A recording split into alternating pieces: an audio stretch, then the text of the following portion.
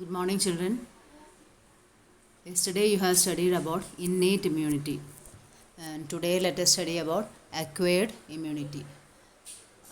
Acquired immunity is pathogen specific immunity, and it is characterized by memory cells.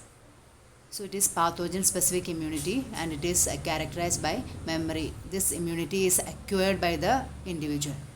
So when we have yesterday I told you that if we suffer from chickenpox in childhood, when we become adult, we will not get that disease. So first encounter with pathogen, that is when we are getting chickenpox, first encounter with pathogen, then our body will produce low intensity of primary response. So we will get that disease. Then after that, some of the memory cells will develop in our body. So when there is second encounter with the same pathogen, when second encounter with the same pathogen, then what will happen? There will be high intensity of immune response. High intensity, that is secondary response, will take place. Okay, then for the second time we will not suffer from this disease because of this. So first encounter with pathogen, our body will produce primary response, low intensity primary response. So we will suffer from that disease. Then second encounter with the same pathogen, then in our body memory cells will be there. Okay, memory cells will develop, and that memory cells will recognize that particular pathogen, and it will produce secondary response, secondary or anamnestic response, high intensity secondary or anamnestic response. So this is how this acquired immunity works.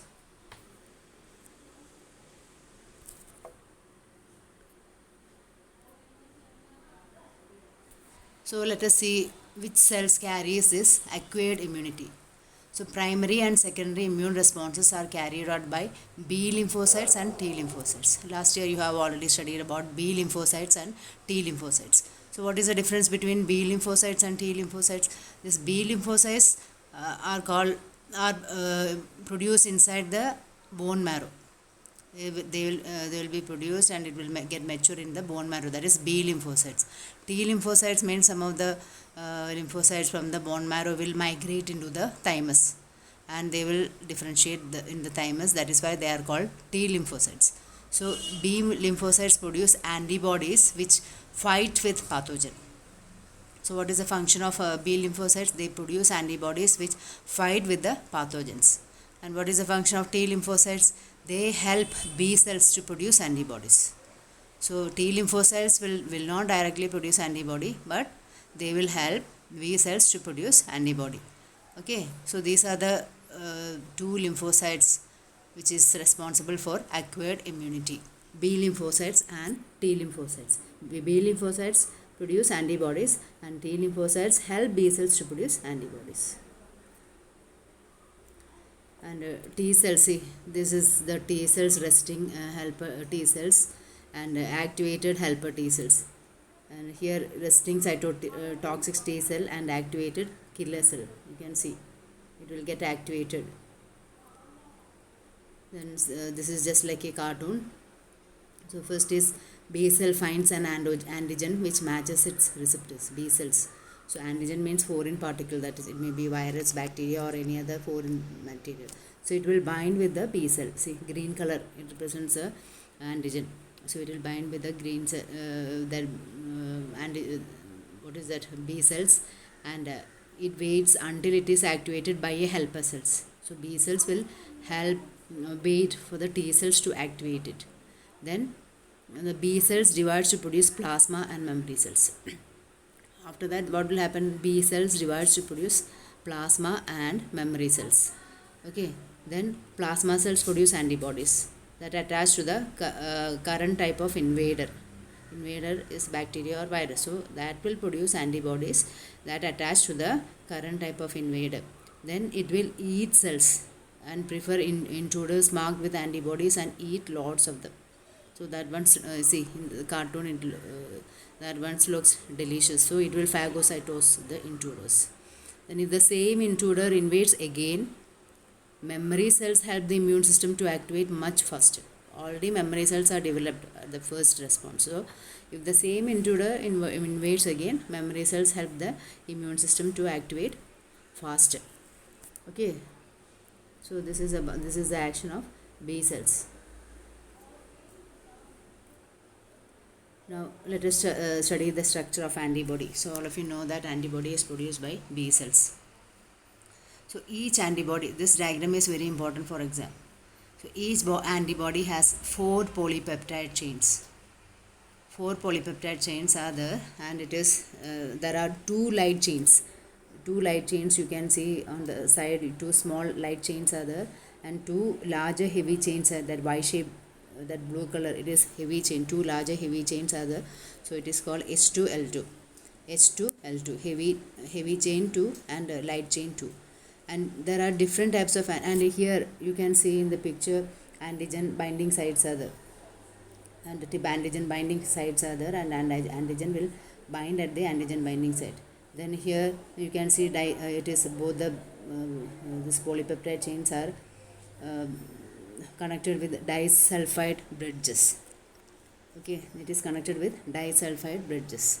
So this is the structure of antibody, and there are different types of antibodies. Immunoglobulin, it is otherwise known as immunoglobulin A, immunoglobulin G, immunoglobulin M, immunoglobulin E, and immunoglobulin D. This structure of antibody is very important. See, each antibody has different types of antibodies. See, immunoglobulin A is there, then E is there, D is there, M is there, G is there. These are the different types of immunoglobulins.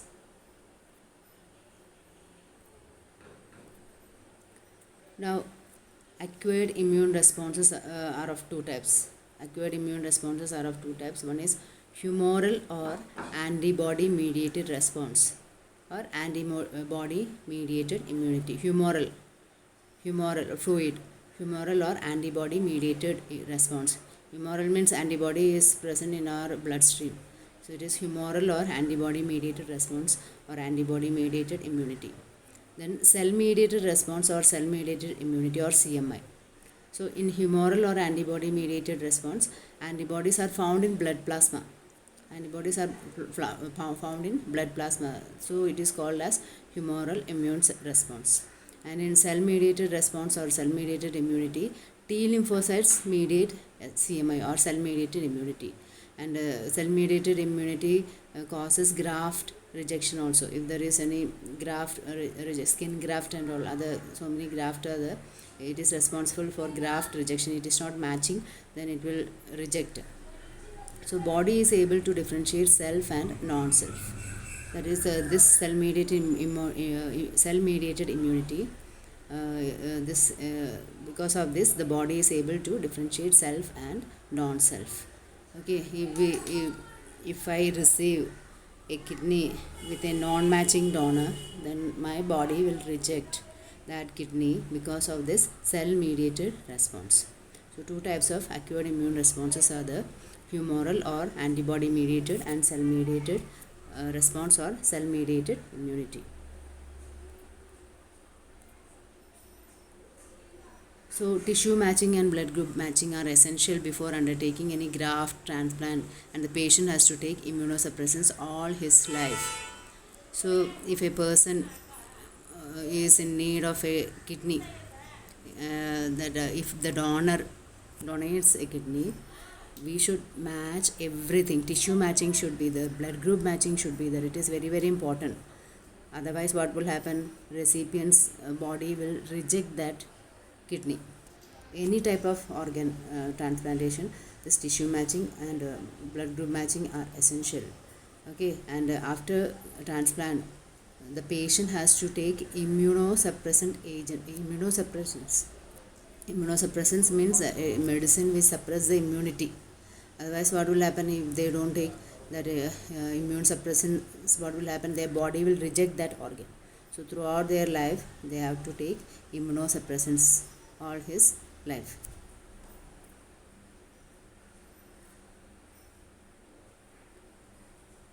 Now these are the different types of acquired immunity. Acquired immunity is divided into active and passive immunity. Active immunity is again classified into natural and artificial, and passive immunity is again classified into natural and artificial. So acquired immunity, these are the types. These are the types of acquired immunity: active and passive.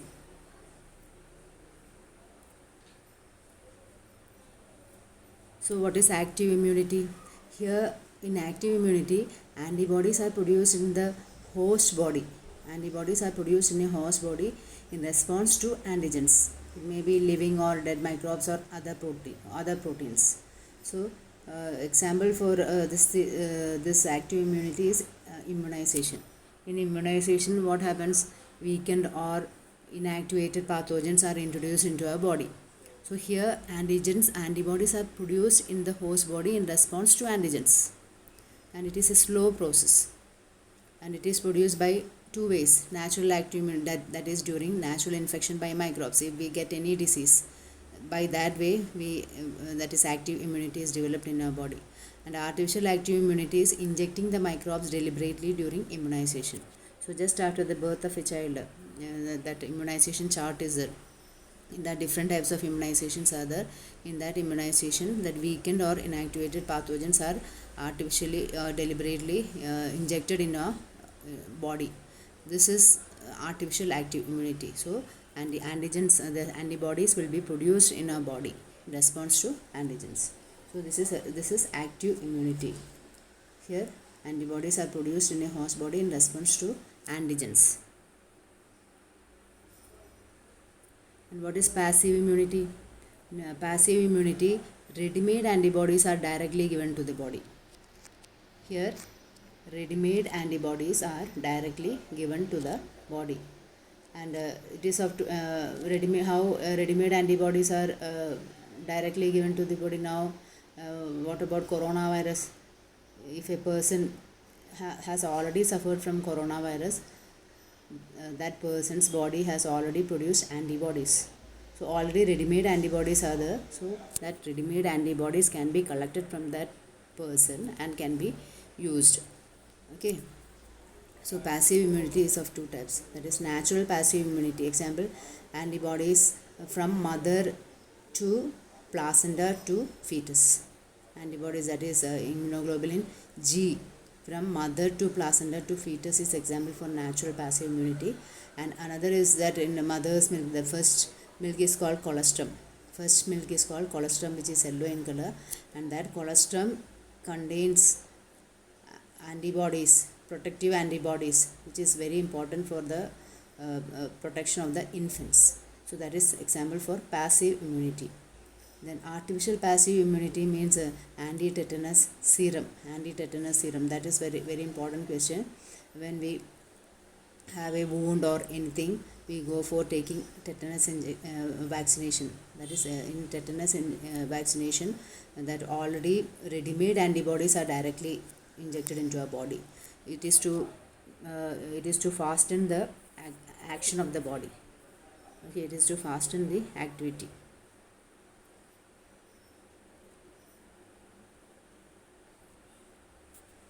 Then immunization is based on the memory of the immune system. I have already told you, if we suffer from chicken pox in the childhood, memory cells are developed in our body.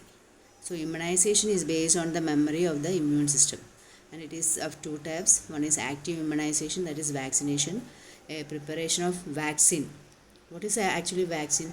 Antigenic protein or pathogen or inactivated pathogen is introduced into the body. For example, BCG. BCG is a vaccination for tuberculosis, TB. In BCG, what is injected in our body? The bacteria of tuberculosis, which is inactivated or killed, is introduced into our body. So that is vaccine. So antibodies produced against these antigens. So when it is injected into our body, what will happen? Our immune system will be activated. Our body will start producing antibodies. So these antibodies produced against these antigen neutralize the pathogenic agents during actual infection. That is why in small children and all, first vaccination is done, they will develop slight fever and all, because that body started producing antibodies against that antigen and neutralize the pathogenic agents during actual infection. So this happens in active immunization or vaccination. Then vaccines also generate B memory cells and T cells in our body. So vaccines generate memory B and T cells that recognize the pathogen quickly. Okay, polio vaccine is there, hepatitis B vaccine is there, DPT vaccine is there. So if we take all the vaccination, our body will become immune because already that memory B and T cells are there in our body. So if we are exposed to that particular pathogen, our body will start activating quickly. Quick activation take place. So vaccines are produced during using rDNA technology that you will study in biotechnology. What is rDNA technology and what? Hepatitis B vaccine is produced from yeast.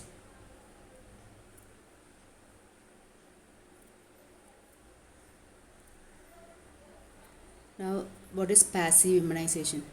It is the direct injection of the preformed antibodies or antitoxin when quick immune response is required.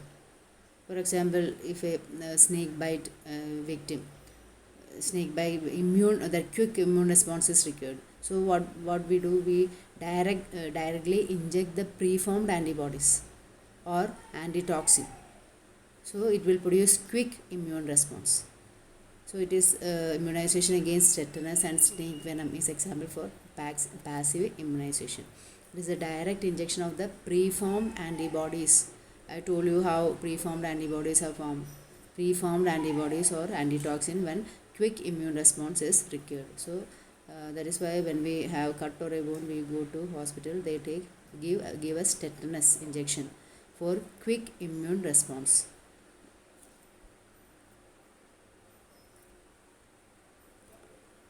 Next is about allergy. Okay, what is allergy? It is the exaggerated response of the immune system to certain antigens present in the environment. So only out of 100, only few people will suffer from allergy because of their exaggerated response of the immune system. Their body will show exaggerated response of the immune system to even pollen grains, dust mites, mold and pet dander, etc. So what are allergens? Allergens are substances causing immune response. Example, mites in the dust, pollen, animal dander, fur, etc. So out of 100, few people will suffer from allergy because of the exaggerated response of the immune system. And what are the symptoms of allergy? And symptoms are sneezing, then watery eyes, running nose, difficulty in breathing. Okay, and the antibodies produced in response to the allergens are immunoglobulin E type. You have studied about different types of immunoglobulin. So which antibody is produced in response of the allergens? It is immunoglobulin E type.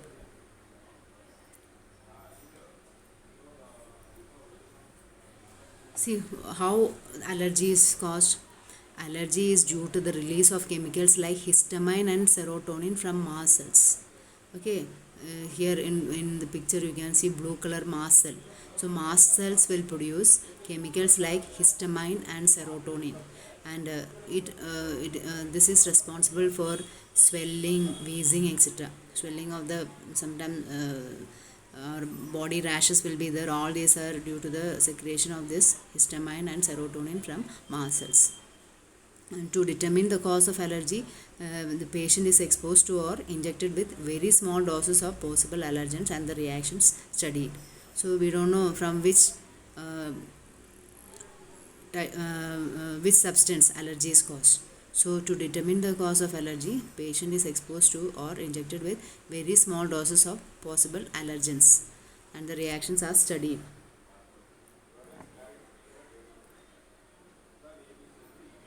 See, drugs like antihistamine, adrenaline and steroids quickly reduce the symptoms of allergy. So if you take and if there is any swelling or anything, then antihistamine, drugs like antihistamine, adrenaline and steroids quickly reduce the symptoms of allergy. And modern life studies results to lowering of immunity and more sensitivity to allergens. And in Bangalore city itself, you can see so many people are suffering from respiratory disorders. So it is due to modern day lifestyle. And asthma, what is asthma? It is the respiratory disease due to allergy. And what are the symptoms of asthma? It is mainly due to the accumulation of fluid in the alveoli. It will lead to breathlessness, wheezing and breathlessness. And see in the second picture you can see that inhaler. People suffer from asthma will take inhaler. Inhaler contains drugs like antihistamine, adrenaline and steroids. It will quickly reduce the symptoms of allergy.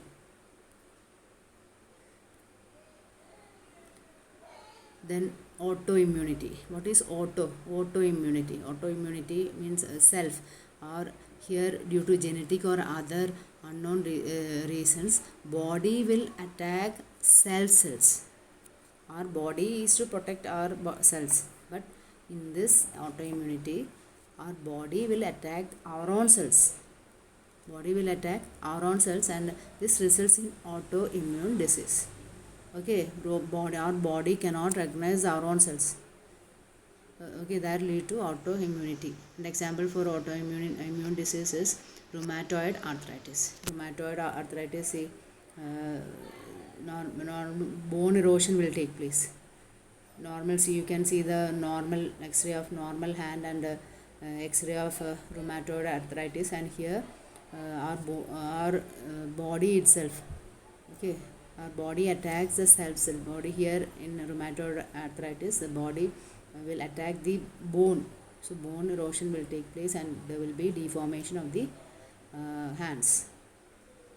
An example for autoimmunity is rheumatoid arthritis. Now you can check your grasp. Primary lymphoid organs include spleen is which of the following is physical barrier? The primary and secondary immune response are carried out with example for passive immunity.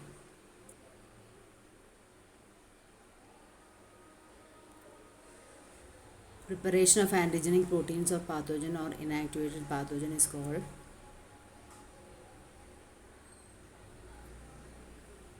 antibodies produced against allergens are. So thank you